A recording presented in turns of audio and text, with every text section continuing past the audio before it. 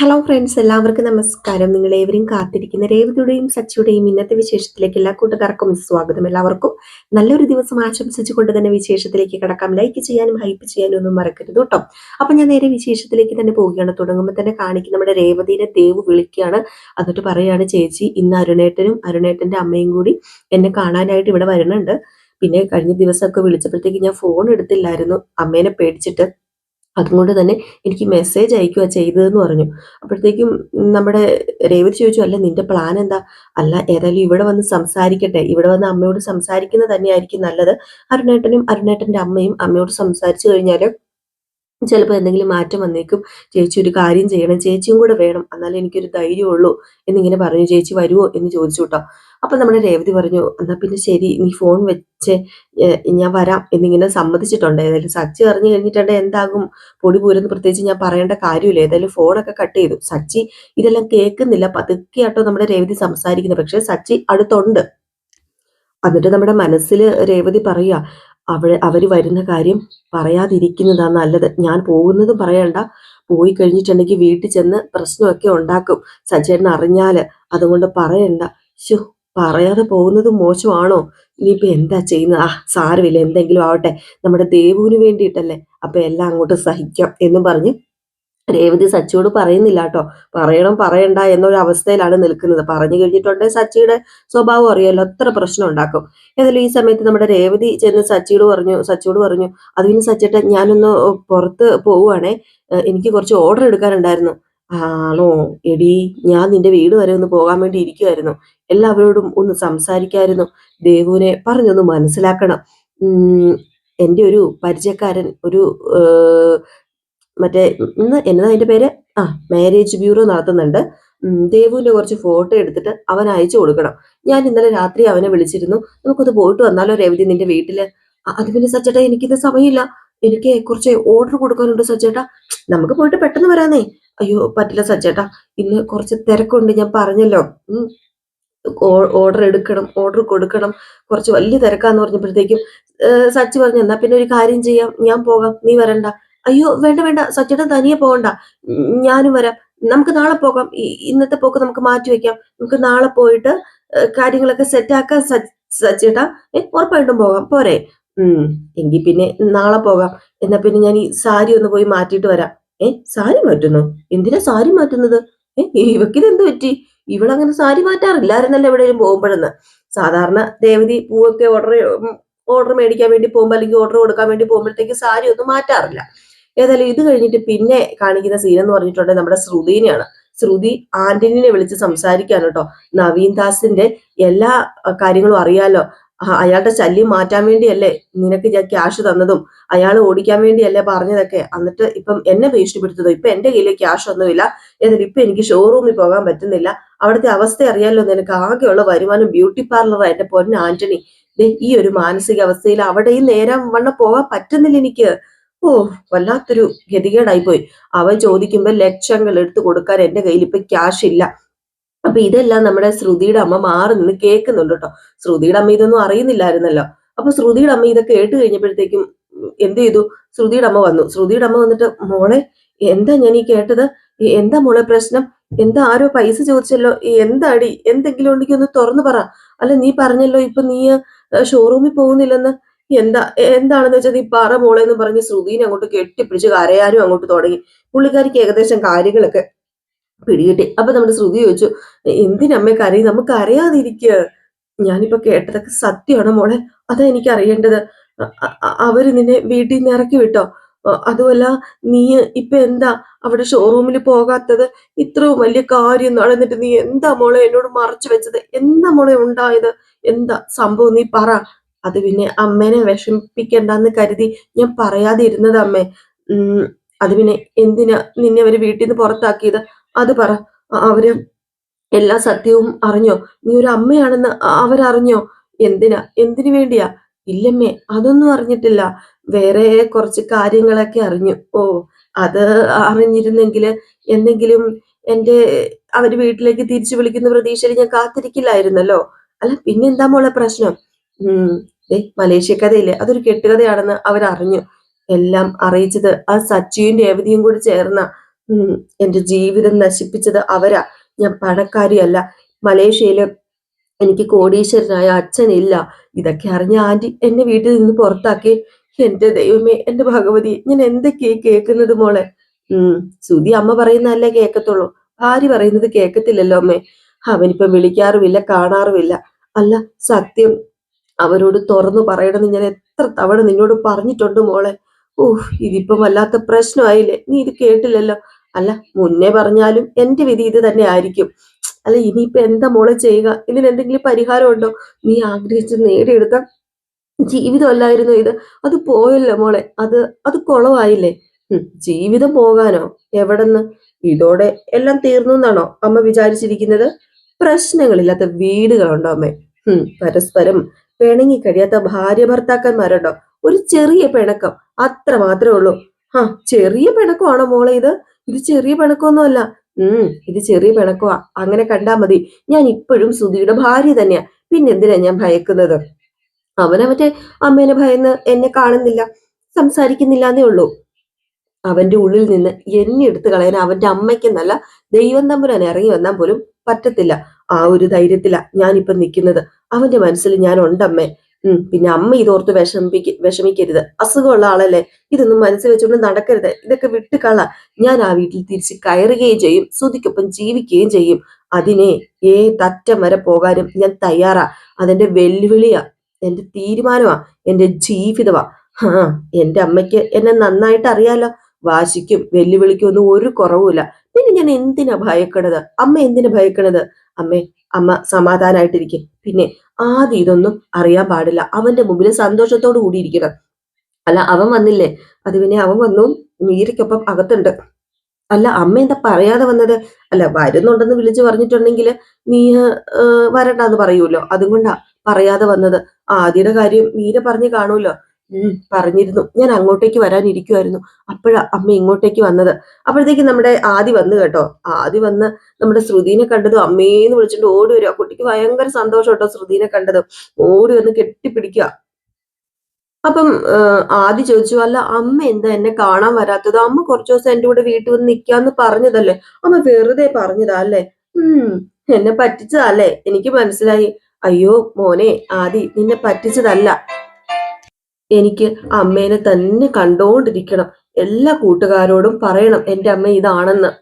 അതുകൊണ്ട് അമ്മ ഒരു കാര്യം ചെയ്യും. ഇവിടെ തന്നെ അമ്മ അവിടെ വന്ന് എന്റെ കൂടെ അമ്മ കുറച്ചു നാൾ താമസിക്കണം എന്ന് പറഞ്ഞപ്പോഴത്തേക്കും ഇതിനൊക്കെ ഒരു പരിഹാരം ഉണ്ടാക്കാം. ഞാനേ ഇവിടെ ഒരു വാടക വീട് എടുക്കാമേ. എന്നിട്ട് ഇവിടുത്തെ സ്കൂളിൽ ചേർക്കാം. പിന്നെ ഇവിടെ മക്കള് ഇരിക്കുമ്പോ ഇടയ്ക്കിടയ്ക്ക് അമ്മ വന്ന് മോന്റെ കൂടെ താമസിക്കാം. ഇവിടെ ആകുമ്പോ കുഴപ്പമില്ലല്ലോ. അമ്മയ്ക്ക് നാട്ടിലേക്കല്ലേ വരാൻ പറ്റാത്തത്. അപ്പൊ മോന് സന്തോഷമായോ? താങ്ക് യു അമ്മേ. സന്തോഷമായമ്മേ എന്ന് പറഞ്ഞപ്പോഴത്തേക്കും താങ്ക് യു അമ്മേ, സന്തോഷമായമ്മേ എന്നൊന്നും പറഞ്ഞിട്ട് കാര്യമില്ല.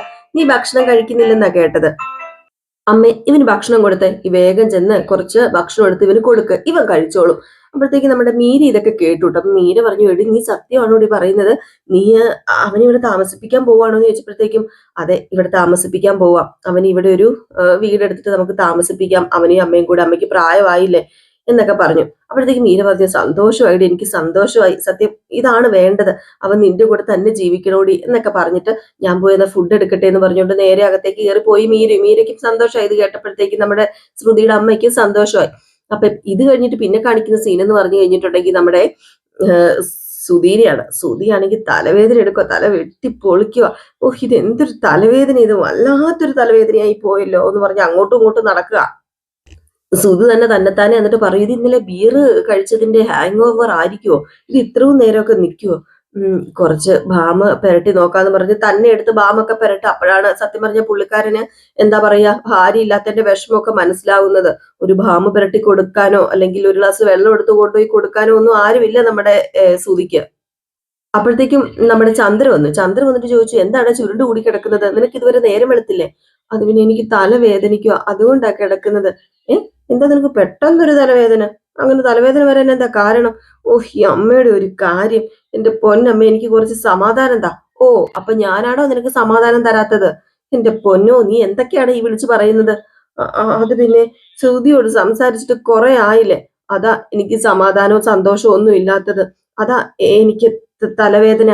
അല്ല, ഇനിയിപ്പം അവളോട് സംസാരിക്കാത്തത് കൊണ്ട് തന്നെ ആയിരിക്കും അല്ലേ അമ്മേ എനിക്ക് തലവേദന വന്നത്. ഏതായാലും ഞാൻ അവളെ ഒന്ന് വിളിക്കട്ടെ അമ്മേ, വിളിച്ച് സംസാരിക്കട്ടെ അമ്മേ. അപ്പൊ ചിലപ്പം എന്റെ തലവേദന പോയാലോ. അമ്മേ, പ്ലീസ് അമ്മേ, പ്ലീസ് അമ്മേ, ശ്രുതിയോട് സംസാരിച്ചാൽ ചിലപ്പോ എന്റെ തലവേദന ചിലപ്പോ അങ്ങ് പോകുമായിരിക്കുന്നേ എന്ന് പറഞ്ഞപ്പോഴത്തേക്ക് ഓരോറ്റ അടി കൊടുക്കാണ് നമ്മുടെ ശ്രുതിക്കിട്ട്. അടി എന്ന് പറഞ്ഞ കാരണക്കുറ്റി തീർത്തൊരെണ്ണം കൊടുത്തു. നമ്മുടെ രവീന്ദ്രനും കയറി വന്നു. ഇത് കണ്ടോണ്ട് രവീന്ദ്രൻ ചോദിച്ചു, ഇതെന്താ ഇതെന്താ ഇവിടെ എന്താ പ്രശ്നം? അത് പിന്നെ അമ്മ എന്നെ തല്ലി വെച്ചാന്ന്. അപ്പം രവീന്ദ്രൻ ചോദിച്ചു, അതെ, എന്തിനാടി നീ ഇവനെ തല്ലിയത് എന്ന് ചോദിച്ചപ്പോഴത്തേക്കും, അത് പിന്നെ എന്താടി പ്രശ്നം, നീ അത് പറ, നീ അത് പറഞ്ഞിട്ട് ബാക്കി ഈ പറഞ്ഞാ മതി. അത് പിന്നെ ഇവനെ തലവേദനിക്കുന്നു എന്ന്. ഇവനെ ശ്രുതിയോട് സംസാരിക്കാത്തോട്ട് തലവേദനയാണ് അത്ര. ആ തലവേദന മാറ്റി കൊടുക്കണമല്ലോ. അവളോട് സംസാരിച്ചിട്ടുണ്ട് ഇവന്റെ തലവേദന മാറുന്ന. ഉം അതെ, മാറും, അതുകൊണ്ടാ. ഓ, എന്റെ പൊന്നോ, പറയുന്നത് കേട്ടില്ല അവന്. ഇവനോട് അടി കൊടുത്തില്ലെങ്കിലേ ഉള്ളൂ അതിശയം. അവളോട് സംസാരിക്കാനുള്ള ഓരോ അടവ്. അത് പിന്നെ എന്റെ അമ്മ എനിക്ക് തലവേദന എടുത്തിട്ട് വയ്യാത്തത് കൊണ്ടല്ലേ. എടാടാടാടാ, എന്റെ അടുത്ത് ഈ അടവൊന്നും വേണ്ട കേട്ടോ. എന്റെ അടുത്ത് അത് ചെലവാകത്തില്ല. രവീന്ദ്രൻ പറഞ്ഞു, എന്താ ചന്ദ്ര ഇത്? അവന്റെ ഭാര്യയല്ലേ ശ്രുതി, അവനെ കുറ്റം പറയാൻ പറ്റുമോ? അവളെ കാണണമെന്നും സംസാരിക്കണമെന്നും ആഗ്രഹം കാണും അവന്. ആ ആഗ്രഹം നടക്കത്തില്ല. ആ ആഗ്രഹം മാറ്റി വെച്ചേര്. അവളെ മറന്നേക്കാൻ പലതവണ പറഞ്ഞതല്ലേടാ ഞാൻ നിന്നോട്. എന്നിട്ട് നീ എന്തിനാടാ വീണ്ടും വീണ്ടും അവളെ മനസ്സിൽ കയറ്റി വെച്ചേക്കുന്നത്? അപ്പൊ രവീന്ദ്രൻ പറഞ്ഞു, അങ്ങനെ മറക്കാൻ പറ്റുമോ? അവന്റെ ഭാര്യയല്ലേ. ദേ, നിങ്ങൾ അവനെ സപ്പോർട്ട് ചെയ്യല്ലേ. എനിക്ക് നല്ല ദേഷ്യം വരുന്നുണ്ട്, കലി വരുന്നുണ്ട്.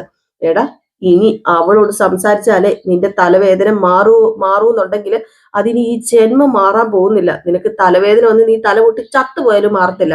നീ ഇനി അവളോട് സംസാരിക്കില്ല. അതിന് ഞാൻ സമ്മതിക്കത്തില്ല, സമ്മതിക്കത്തില്ല, സമ്മതിക്കത്തില്ല. ഈ ചന്ദ്രയാ പറയുന്നത്. ചന്ദ്രയുടെ കൊക്കിന് ജീവൻ ഉള്ളിടത്തോളം കാലം അത് സമ്മതിക്കത്തില്ല എന്ന് പറയുമ്പോ രവീന്ദ്രൻ ചോദിച്ചു, നീ എന്താടി ഇങ്ങനെ, നീ എന്തൊരു വാശിയാടി ഈ കാണിക്കുന്നത്? എനിക്ക് കുറച്ച് വാശി തന്നെയാ. അത് പിന്നെ അമ്മയുടെ വാശി മാറ്റി വെക്കേ, എനിക്ക് നല്ല തലവേദനയാ. നീ ഷോറൂമിലേക്ക് പോകാൻ നോക്കിക്കേ. നീ തലവേദനയാന്ന് പറഞ്ഞ് ഇവിടെ ഇരിക്കണ്ട, ഷോറൂമിലേക്ക് പോക. അത് പിന്നെ ഷോറൂമിലേക്ക് പോകാനൊന്നും ഇപ്പൊ എന്നെ കൊണ്ട് പറ്റത്തില്ല. എനിക്ക് അതുപോലെ തലവേദനയാ. നീ ബാമു വല്ലതും എടുത്ത് പെരട്ട്, അല്ലെങ്കിൽ ഗുളിക വല്ലതും മേടിച്ച് കഴിക്ക്. അപ്പോഴത്തേക്കും തലവേദന കുറഞ്ഞോളൂ. അത് പിന്നെ ഞാൻ ബാമൊക്കെ എടുത്ത് പെരട്ടി ഗുളികയും കഴിച്ചു, എന്നിട്ടും കുറയുന്നില്ല എന്നിങ്ങനെ പറഞ്ഞപ്പോഴത്തേക്കും രവീന്ദ്രൻ പറഞ്ഞു, എടാ എന്താടാ ഇത്, ഷോറൂമിൽ പോകാനുള്ള മടി കാരണമാണോ നീ തലവേദന അത് പറഞ്ഞുകൊണ്ട് ഇവിടെ നിൽക്കുന്നത്? ഓ, സ്കൂളിൽ പോകാനുള്ള പിള്ളേരെ തലവേദനയാ വയറുവേദന എന്നൊക്കെ പറയുന്നത് ഞാൻ കേട്ടിട്ടുണ്ട്. എത്ര വയസ്സായിട നിനക്ക്? കുറച്ചെങ്കിലും ഉത്തരവാദിത്ത ബോധം വേണ്ടേ? ലക്ഷങ്ങളാ അവിടെ മുടക്കിയിട്ടിരിക്കുന്നത്, അതും എന്റെ ക്യാഷ്. ഇങ്ങനെയാ പോക്കെങ്കില് നീ ആ ഷോപ്പ് അടച്ചു പൂട്ടി ഇടേണ്ടി വരും എന്ന് പറഞ്ഞപ്പോ രവീന്ദ്രനല്ല, നമ്മുടെ ചന്ദ്രമതി പറഞ്ഞു, ഇവനെ എങ്ങനെ വിടണമെന്ന് എനിക്കറിയാം എന്നും പറഞ്ഞുകൊണ്ട് എന്ത് ചെയ്യുന്നു, നേരെ ബാത്റൂമിലേക്ക് കയറി അങ്ങോട്ട് അടച്ചിട്ട് കുളിക്കട മര്യാദയ്ക്ക് തലയിൽ വെള്ളം എടുത്ത് ഒഴിക്കുമ്പോഴത്തേക്കും എല്ലാ വേദനയും പൊക്കോളും, മടക്കടാന്ന് പറഞ്ഞ് ബാത്റൂമും അടച്ചിട്ട് വെയിറ്റ് ചെയ്തിരിക്കുകയാണ് കേട്ടോ. ഏതായാലും ഈ സമയത്ത് നമ്മുടെ രവീന്ദ്രൻ ചന്ദ്രനോട് പറഞ്ഞു, അവളെ ഇവിടെ നിന്ന് ഇറക്കി വിട്ടതിന് ശേഷം ഇവൻ ഇങ്ങനെ ആയത്. ശ്രുതി ഉണ്ടായിരുന്നപ്പം ശ്രുതി നന്നായിരുന്നു. ഓ, അപ്പൊ നിങ്ങൾ പറയുന്നത് എന്താ? അവളുണ്ടെങ്കിൽ എല്ലാം നന്നാകും, അവളെ കൂട്ടിക്കൊണ്ട് വരണമെന്ന്. അതിന്റെ ആവശ്യമില്ല. അത് ഒരു കാലത്ത് നടക്കാൻ പോകുന്നില്ല രവിയേട്ടൻ, നടക്കാൻ പോകുന്നില്ല. ഇവനെ നന്നാക്കാൻ ഇങ്ങനെയാണെന്നൊക്കെ എനിക്കറിയാം. രവിയേട്ടൻ ഇതിൽ ഇടപെടണ്ട, ഇത് ഞാൻ സെറ്റാക്കി എടുത്തോളാം എന്ന് പറഞ്ഞിട്ട് നമ്മുടെ ചന്ദ്ര ഇറങ്ങി അങ്ങ് പോവുകയാണ് കേട്ടോ. രവീന്ദ്രൻ എന്ത് ചെയ്യാനാ? രവീന്ദ്രൻ ഇങ്ങനെ നോക്കി ഇങ്ങനെ ഇരിക്കുക. എന്നിട്ട് മനസ്സിൽ വിചാരിക്കുക, നന്നാക്കും അത്ര. ഇവള് കാരണമാ ഇവളൊറ്റ ഒരുത്തി കാരണമാണ് ഇവൻ ഇങ്ങനെ ആയി പോയത്. അവളെ നന്നാക്കാൻ പറ്റുമെന്ന് ഞാൻ നോക്കട്ടെ എന്ന് പറഞ്ഞ് രവീന്ദ്രൻ അങ്ങ് ചെല്ലുക. ഏതായാലും ഇത് കഴിഞ്ഞ് പിന്നെ കാണിക്കുന്ന സീൻ എന്ന് പറഞ്ഞിട്ടുണ്ടെങ്കിൽ നമ്മുടെ ദേവുവിനെ കാണാനായിട്ട് അരുണും അരുണിന്റെ അമ്മയും കൂടെ ദേവുവിന്റെ വീട്ടിലെത്തിയിരിക്കുകയാണ് കേട്ടോ. അങ്ങനെ വണ്ടിയിൽ നിന്ന് ഇറങ്ങാതെ ഇങ്ങനെ നിൽക്കുക. അപ്പൊ ദേവുവിന്റെ അല്ല അരുണിന്റെ അമ്മ പറയുന്നുണ്ട്, മോനെ നീ വരണ്ട, ഞാൻ തന്നെ പോകാം, ഞാൻ ആദ്യം പോയി സംസാരിക്കാം. ചിലപ്പം എല്ലാവരും കൂടെ ചേർന്ന് നിന്നെ എന്തെങ്കിലും എന്റെ മുമ്പിൽ ഇട്ട് പറഞ്ഞു കഴിഞ്ഞിട്ടുണ്ടെങ്കിൽ എനിക്കത് സഹിക്കത്തില്ല. അതുകൊണ്ടാ മോൻ ഇവിടെ ഇരിക്കും, ഞാൻ ആദ്യം ചെന്ന് സംസാരിക്കാന്ന് പറഞ്ഞുകൊണ്ട് നമ്മുടെ അരുണിന്റെ അമ്മയാണ് ആദ്യം വണ്ടിക്കകത്തുനിന്ന് ഇറങ്ങുന്നത്. അങ്ങനെ ദേവു ഈ അമ്മേനെ കണ്ടത് ഓടിച്ചെന്നിട്ട് അമ്മേന്ന് പറഞ്ഞുകൊണ്ട് കെട്ടിപ്പിടിക്കാണ് കേട്ടോ. അപ്പോഴത്തേക്കും നമ്മുടെ അരുണിന്റെ അമ്മ പറഞ്ഞു, അല്ല നിന്റെ അമ്മ എന്തേ? എല്ലാരും ഇവിടെ ഉണ്ട്, ഞാൻ വിളിക്കാമേ. അമ്മേ, ചേച്ചി, ദേ അരുണേട്ടന്റെ അമ്മ വന്നു എന്ന് പറയാം. അങ്ങനെ രേവതി അങ്ങോട്ടേക്ക് ഇറങ്ങി ചെല്ലാണ് കേട്ടോ. രേവതി നോക്കിയപ്പോഴത്തേക്കും നമ്മുടെ അരുണിന്റെ അമ്മ. അങ്ങനെ രേവതിയോട് പറഞ്ഞു, അതെ ഞാനാണ് അരുണിന്റെ അമ്മ എന്ന്. അപ്പൊ പറഞ്ഞു, മനസ്സിലായി ആന്റി, ഒരു കാര്യം ചെയ്യാം, ആന്റി ഇരിക്ക്, ഞാന് ഇപ്പൊ അമ്മേനെ വിളിക്കാം എന്നിങ്ങനെ പറഞ്ഞ് നിൽക്കുകയാണ്. നമ്മുടെ ലക്ഷ്മീനെ വിളിക്കുന്നില്ല. ഏതായാലും ഈ സമയത്ത് അരുണിന്റെ അമ്മ പറഞ്ഞു, ദേവു പറഞ്ഞു എല്ലാരെയും എനിക്ക് അറിയാൻ കേട്ടോ, എല്ലാരെയും എനിക്ക് നല്ല പരിചയമാണ്, അതുകൊണ്ട് പ്രത്യേകം പരിചയപ്പെടുത്തേണ്ട ആവശ്യമൊന്നുമില്ല, എല്ലാവരുടെയും കണ്ടിട്ടില്ലെന്ന് മാത്രമേ ഉള്ളൂ എന്ന്. അപ്പോഴത്തേക്കും പതുക്കെ നമ്മുടെ ലക്ഷ്മി വന്നു കേട്ടോ. ലക്ഷ്മിയുടെ മുഖത്തിന് അത്രയ്ക്ക് തെളിവൊന്നുമില്ല. ലക്ഷ്മി മാറി അങ്ങ് വന്ന് നിന്നിട്ട് ദേവുവിനോട് പറഞ്ഞു, ദേവു നീ മുറിയിലേക്ക് പോയിരിക്കാൻ പറഞ്ഞു. അപ്പോഴത്തേക്കും നമ്മുടെ അരുണിന്റെ അമ്മയ്ക്ക് എന്തോ പോലെ ആയിപ്പോയി. ദേവു എണീറ്റ് റൂമിലേക്ക് പോയി കേട്ടോ. അപ്പം അരുണിന്റെ അമ്മ പറഞ്ഞു, അതെ അരുണും വന്നിട്ടുണ്ട്, ഞാൻ അവനെ മാറ്റി നിർത്തുമായിരുന്നു, നമ്മൾ സംസാരിക്കുമ്പം അവൻ വേണ്ടാന്ന് കരുതിയിട്ട. അപ്പോഴത്തേക്കും ലക്ഷ്മി പറഞ്ഞു, അതേതായാലും നന്നായി. അതെ നടന്ന കാര്യങ്ങളൊക്കെ അരുൺ എന്നോട് പറഞ്ഞു, നിങ്ങളെയൊക്കെ നേരിട്ട് കണ്ട് സംസാരിക്കാൻ വേണ്ടിയാ ഞാൻ വന്നത്. എല്ലാത്തിനും ഒരു പരിഹാരം ഉണ്ടാക്കണമല്ലോ, തെറ്റിദ്ധാരണകൾ മാറ്റണമല്ലോ. മോളുടെ ഭർത്താവ് സച്ചി ചിലപ്പോഴൊക്കെ അരുണുമായിട്ട് പ്രശ്നങ്ങൾ ഉണ്ടാക്കാറുണ്ട്. അപ്പൊ ലക്ഷ്മി പറഞ്ഞു, എന്റെ സച്ചി മോനെ അങ്ങനെ അങ്ങോട്ട് കയറി പ്രശ്നം ഉണ്ടാക്കത്തില്ല, അവൻ തെറ്റ് കണ്ടാ പറയും. നിങ്ങളുടെ മോനാ പ്രശ്നക്കാരന്. എന്റെ മോൻ പ്രശ്നക്കാരനൊന്നും അല്ല. അവനാ സച്ചിയുടെ കാറ് പിടിച്ചോണ്ട് പോയത്, വണ്ടി ഇടിച്ച് കൊല്ലാൻ നോക്കി എന്ന് പറഞ്ഞ് കള്ളക്കേസ് ഉണ്ടാക്കി എന്റെ മോനെ അകത്തിടാൻ ശ്രമിച്ചു. എന്നിട്ട് ഇപ്പം മുഴുവൻ എന്റെ സച്ചി മോനോ, അതെങ്ങനെ ശരിയാകും? നിങ്ങൾ പറയുന്നത് എങ്ങനെ ശരിയാകും? അപ്പോഴത്തേക്കും രേവതി പറഞ്ഞു, ആന്റി അവര് തമ്മിലുള്ള പ്രശ്നം തുടങ്ങി വെച്ചത് സച്ചേട്ടനല്ല, ആന്റിയുടെ മോൻ തന്നെയാ. അതെനിക്കറിയാം, എന്റെ മോനിപ്പം സസ്പെൻഷനിലാ ഉള്ളത്, അതിന് കാരണവും സച്ചിയല്ലേ. അപ്പം നിങ്ങളുടെ മോൻ നിയമം പാലിക്കാത്തോണ്ട് സസ്പെൻഷനിലായി എന്ന് പറയാം, അതല്ലേ ഉണ്ടായത്. അപ്പോഴത്തേക്കും രേവതി പറഞ്ഞു, ഇത് പറഞ്ഞു വഴക്ക് കൂടാനാണോ നിങ്ങൾ ഇങ്ങോട്ടേക്ക് വന്നത്? ഏയ് ഒരിക്കലും അതിനൊന്നും അല്ല ഞാൻ ഇങ്ങോട്ടേക്ക് വന്നത്. നിങ്ങൾ വിചാരിക്കുന്ന പോലെ ഒരാളല്ല അരുണ്. അത് ഞാൻ വെറുതെ പറയുന്നതല്ല, എന്റെ മോനായതുകൊണ്ടും പറയുന്നതല്ല. അവൻ നല്ലവനാ, നല്ലൊരു മനസ്സിന് ഉടമയാ, സ്നേഹമുള്ളവനാ. അവനെ നിങ്ങൾക്ക് അറിയത്തില്ലാഞ്ഞിട്ടാ നിങ്ങൾ ഇങ്ങനെയൊക്കെ സംസാരിക്കുന്നത്.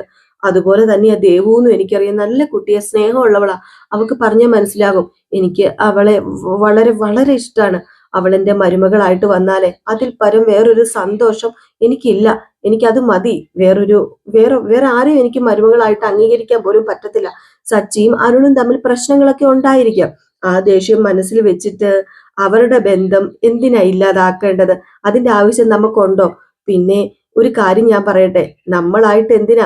അവര് അങ്ങോട്ടും ഇങ്ങോട്ടും സ്നേഹിക്കുന്നവരല്ലേ. അപ്പൊ ലക്ഷ്മി പറഞ്ഞു, നിർത്ത്, നിങ്ങൾക്ക് അവൻ നല്ലവനായിരിക്കും, പക്ഷെ പുറത്ത് അങ്ങനെയല്ല എന്ന് എനിക്ക് സച്ചി പറഞ്ഞപ്പോഴാ മനസ്സിലായത്. അതിന് സച്ചിയും അരുണും പരസ്പരം നല്ലത് പറയുന്നു തോന്നുന്നുണ്ടോ? രണ്ടുപേരും ശത്രുക്കളല്ലേ. അവൻ പറയുന്ന ഒന്നും അല്ല നിങ്ങൾ കേൾക്കേണ്ടത്, നിങ്ങളുടെ മകള് പറയുന്നല്ലേ നിങ്ങൾ കേൾക്കേണ്ടത്. മകൾക്ക് ഇന്നും ഇന്നലെയും തുടങ്ങിയ ബന്ധമല്ല. അവക്കറിയാം എന്റെ മോനെ നന്നായിട്ട്. പിന്നെ നിങ്ങളുടെ മോൾക്ക് ഒരാള് നല്ലതാണോ മോശമാണോ എന്നൊക്കെ അറിയാനുള്ള ഒരു ബുദ്ധിയും വിവരവും അവക്കില്ലേ? നിങ്ങളുടെ മോളുടെ മനസ്സ് അറിഞ്ഞിട്ട് നിങ്ങൾ ഒരു തീരുമാനം എടുക്കുക. ഒന്നിച്ച് ജീവിക്കേണ്ടത് എന്റെ മകനും നിങ്ങളുടെ മകളുമാ, അല്ലാതെ സച്ചിയും അരുണും അല്ലല്ലോ. അപ്പൊ അവരുടെ തീരുമാനം എന്തെന്നല്ലേ നമ്മൾ നോക്കേണ്ടത്. നിങ്ങളുടെ മരുമകൻ നല്ലവനൊക്കെ ആയിരിക്കാം, ശരിയാണ്. പക്ഷെ ഇപ്പൊ നിങ്ങൾ ആലോചിക്കേണ്ടത് അവൻ പറഞ്ഞതിനെ കുറിച്ചോ അവൻ ചെയ്യുന്നതിനെ കുറിച്ചോ അല്ല, നിങ്ങളുടെ മകളുടെ ഭാവിനെ കുറിച്ചും അവക്ക് നല്ലൊരു ജീവിതം കിട്ടുന്നതിനെ കുറിച്ചും ഒക്കെ തന്നെയാണ്. അത് നിങ്ങളൊന്ന് ചിന്തിക്കുക. അപ്പൊ രേവതി പറഞ്ഞു, അത് പിന്നെ ആന്റി, ഞാൻ സച്ചേട്ടനോട് സംസാരിച്ച് എങ്ങനെയെങ്കിലും അദ്ദേഹത്തിന്റെ മനസ്സ് മാറ്റിയെടുക്കാൻ നോക്കാം. അതിന് ഞാൻ ശ്രമിച്ചുകൊണ്ടിരിക്കുക. അതുവരെ നിങ്ങളുടെ മോനോട് ഒന്ന് കാത്തിരിക്കാൻ പറ. അപ്പൊ ലക്ഷ്മിക്ക് ദേഷ്യം വന്നിട്ട് ലക്ഷ്മി പറഞ്ഞു, രേവതി നീ മിണ്ടാതിരിക്കുക, ഞാൻ സംസാരിച്ചോളാം, എനിക്ക് സംസാരിക്കാൻ അറിയാം. നോക്ക്, സച്ചി ഇവിടുത്തെ മരുമകനല്ല, എന്റെ സ്വന്തം മകനവന്. അതുകൊണ്ട് പറയാ, സച്ചിയുടെ തീരുമാനമാണ് ഞങ്ങൾക്ക് പ്രധാനം. അവന്റെ സമ്മതമില്ലാതെ ഇവിടെ ഒന്നും നടത്താൻ പോകുന്നില്ല അരുണിന്റെ അമ്മ. അതുകൊണ്ട് അരുണിന്റെ അമ്മ വന്ന വഴിക്ക് പോകുന്നത് നല്ലത്. അവന് ഇഷ്ടമില്ലാത്ത ഒരു കാര്യവും ഞങ്ങൾ ചെയ്യത്തില്ല. ഈ ബന്ധം വേണ്ടെന്ന് തന്നെയാ എന്റെ മോൻ സച്ചി പറഞ്ഞിരിക്കുന്നത്. അവൻ ദേവുവിനെ വേറെ ചെറുക്കനെ അന്വേഷിക്കുന്നുണ്ട്. അത് മതി ഞങ്ങൾക്ക്. ഞങ്ങള് ദേവുവിനെ വേറെ കെട്ടിച്ചോളാം. നിങ്ങള് അവരുടെ കല്യാണക്കാര്യം സംസാരിക്കാനാ വന്നതെന്ന് എനിക്ക് മനസ്സിലായി. ഇനി അതിനെക്കുറിച്ച് ഒന്നും പറയണ്ട. വേറെ എന്തെങ്കിലും പറയാനുണ്ടോ? പിന്നെ ഈ കല്യാണം നടക്കത്തില്ലെന്ന് പറഞ്ഞാൽ നടക്കത്തില്ല. അതാണ് ഞാൻ പറഞ്ഞത്, വെറുതെ നിന്ന് സമയം കളയണ്ടെന്ന്. ഇത് കേട്ടതും നമ്മുടെ അരുണിന്റെ അമ്മ പറഞ്ഞു, നിങ്ങളുടെ മകൾ ആഗ്രഹിച്ച ജീവിതം അവക്ക് കിട്ടണ്ടേ? അതല്ലേ നിങ്ങൾ നോക്കേണ്ടത്. എങ്കിലല്ലേ അവക്ക് സന്തോഷത്തോടു കൂടി ജീവിക്കാൻ പറ്റത്തുള്ളൂ. ഓ, എല്ലാ ആഗ്രഹങ്ങളും നടക്കണം എന്നൊന്നും ഇല്ലല്ലോ അരുണിന്റെ അമ്മേ. എന്റെ മോൾക്ക് എന്റെ മരുമകൻ നല്ലൊരു ബന്ധം കൊണ്ടുവരുന്ന എനിക്ക് നല്ല വിശ്വാസമുണ്ട്. അവന്റെ തീരുമാനം എന്റെ തീരുമാനം. ആ തീരുമാനത്തിന് യാതൊരു മാറ്റം ഉണ്ടാവില്ല. അത് നിങ്ങൾ വന്നാലും നിങ്ങളുടെ മോൻ വന്നാലും വേണ്ട. ഞാൻ ആ തീരുമാനത്തിന് മാറ്റം ഉണ്ടാക്കില്ല. ഇനി ഈ കല്യാണത്തെ കുറിച്ച് സംസാരിക്കാൻ വേണ്ടി നിങ്ങൾ ഇങ്ങോട്ടേക്ക് വരണമെന്നില്ല എന്ന് പറയുകയാണ്. ഏതായാലും ഈ സമയത്ത് നമ്മുടെ രേവതി പറഞ്ഞു, അമ്മ എന്തിനാ ഇങ്ങനെയൊക്കെ പറയുന്നത്? അമ്മ ഇങ്ങനെയൊന്നും പറയല്ലേ. നീ മിണ്ടാതിരിക്കുക, ഇവര് പോട്ടെ, ഇവര് വന്ന വഴിക്ക് പോട്ടെ, നിങ്ങൾ പോകാൻ നോക്ക് സ്ത്രീയെ എന്ന് പറഞ്ഞിട്ട് നമ്മുടെ അരുണിന്റെ അമ്മേനെ പറഞ്ഞു വിട്ടു കേട്ടോ. അപ്പോഴത്തേക്ക് രേവതി പറഞ്ഞു, അമ്മ വീട്ടിൽ വരുന്നവരോട് ഇങ്ങനെയാണോ സംസാരിക്കുന്നത്? ഞാൻ ശരിയായ രീതിയിലാണ് രേവതി സംസാരിച്ചിരിക്കുന്നത്. നടക്കാൻ സാധ്യതയില്ലാത്ത ഒരു കാര്യം അത് തുടർന്നുകൊണ്ട് പോകരുത്, എന്തിനാ വെറുതെ, അതുകൊണ്ടാ ഞാൻ പറഞ്ഞത്. പിന്നെ ദേവു, നീ ഇവിടെ വാടി എന്ന് പറഞ്ഞ് ദേവുവിനെ വിളിച്ചു. അപ്പോഴത്തേക്ക് നമ്മുടെ ദേവു വന്നു കേട്ടോ. ദേവു വന്ന ഉടനെ തന്നെ ലക്ഷ്മി പറഞ്ഞു, നീ എല്ലാം കേട്ടല്ലോ, നീ എല്ലാം കേട്ടിട്ടല്ലേ ഇവിടെ ഇരിക്കുന്നത്. ഇനി ഞാൻ പറഞ്ഞേക്കാം, നീ അരുണിനെ മറന്നേക്കണം, മനസ്സിൽ കൊണ്ട് നടക്കരുത്. സച്ചി നിനക്ക് വേറെ ചെറുക്കനെ അന്വേഷിക്കുന്നുണ്ട്, അവന്റെ സമ്മതമില്ലാതെ നിങ്ങളുടെ കല്യാണം നടക്കാൻ പോകുന്നില്ല. സച്ചി സമ്മതിച്ചാലേ നിങ്ങളുടെ കല്യാണം നടത്തത്തുള്ളൂ. ഇനി അവന്റെ വാക്ക് ധിക്കരിച്ച് വേറൊരു തീരുമാനം എടുത്താൽ അത് നിനക്ക് നല്ലതല്ല, ഈ കുടുംബത്തിന് നല്ലതായിരിക്കില്ല. അത് നീ ഓർത്തോ. ഇത് മാത്രമേ എനിക്ക് പറയാനുള്ളൂ എന്ന് പറഞ്ഞ് ലക്ഷ്മി അകത്തും കയറി പോയിട്ടോ. ദേവു ഇങ്ങനെ ഇരിക്കുകയാണ്. ദേവു എന്ത് ചെയ്യാനാ? അങ്ങനെ ആകെ പാടെ ആദ്യമായിട്ടൊരു പ്രേമവും നടത്തി. ഇപ്പൊ അത് കുളവുമായ ഒരു അവസ്ഥയാണ് നമ്മുടെ ദേവുവിന്. ദേവു കരഞ്ഞോണ്ട് അകത്തും കയറിപ്പോയി. രേവതിക്കും അറിയത്തില്ല എന്ത് പരിഹാരം ഉണ്ടാക്കണമെന്ന്. രേവതി ഇങ്ങനെ ചിന്തിച്ചുകൊണ്ട് നിൽക്കുന്ന ഈ ഒരു സീൻ കാണിച്ചിട്ടാട്ടോ ഇന്നത്തെ വിശേഷം അവസാനിക്കുന്നത്. അപ്പൊ കാത്തിരിക്കാൻ എന്താ സംഭവിക്കാൻ പോകുന്നത്. അപ്പൊ എല്ലാവരും കാത്തിരിക്കുക. അടുത്ത വിശേഷവുമായിട്ട് വരെ ലൈക്ക് ചെയ്യാനും ഹൈപ്പ് ചെയ്യാനും മറക്കരുത് കേട്ടോ.